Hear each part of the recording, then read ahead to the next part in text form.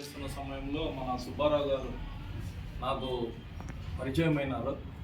పరిచయమయ్యి ఈ సక్షం తరపు నుంచి వీళ్ళు చేస్తున్న సేవా కార్యక్రమాల గురించి నాకు వివరించడం జరిగింది. సుమారుగా ఒక 2 నెలల క్రితం అనుకుంటా ఒక చలివేంద్రం ఓపెన్ చేయడానికి పోయినప్పుడు అక్కడ చెప్పాను. మధ్యలో 2-3 సార్లు నేనే 2-3 సార్లు రిమెంబరెన్స్ చేసుకున్నాను, ఇంకా వీళ్ళు రాలేదేమి నా దగ్గరికి అని. యాక్చువల్గా నేనే ఫోన్ చేద్దాం అనుకున్నా, మీన్ వైల్ వాళ్ళే వచ్చినారు. నేను చెప్పినాను, ఎందుకంటే ఈ వికలాంగుల బాధ అనేది నాకు బాగా తెలుసు. ఎందుకంటే మా తమ్ముడు, మా కజిన్ ఉన్నాడు, అంటే మా నాన్న తమ్ముని కొడుకు, నాతో పాటు రక్తం పంచుకు పుట్టినతనే. పూర్తిగా బాడీ మొత్తం పరాలసిస్, 2 కాళ్ళు పనిచేయవు, ఒక చెయ్యి పనిచేయదు, నడుము పనిచేయదు. చిన్నప్పుడు నేను ఆ పిల్లోడు కలిసి చదువుకొని ఇదే భుజాల మీద స్కూల్కి తీసుకొని పోతాం చేసుకొని. నాకు బాగా గుర్తు ఆ బాధ ఎట్లా ఉంటుంది అని.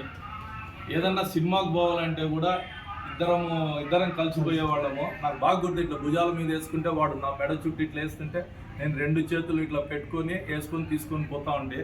అట్లా సుమారుగా 6 సంవత్సరాలు కలిసి మేము ఉన్నామన్నమాట. తర్వాత ఇంకా నేను మా ఫాదర్ ట్రాన్స్ఫర్ కావడము, నేను వెళ్ళిపోవడం జరిగింది. అందుకు ఆ బాధ ఎట్లుంటుంది, వికలాంగుల బాధ అనేది నాకు బాగా తెలుసు.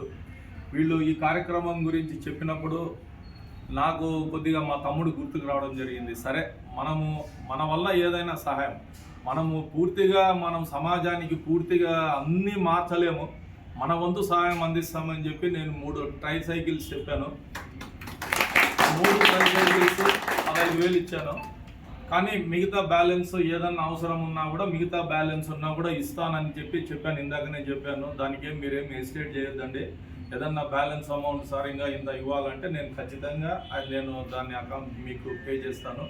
ఇదే కాకుండా ఫ్యూచర్లో కూడా నా వంతు సహాయం అప్రోచ్ కాండి, నా యొక్క సామర్థ్యాన్ని బట్టి, నా కెపాసిటీని బట్టి నేను సహాయం చేస్తాను.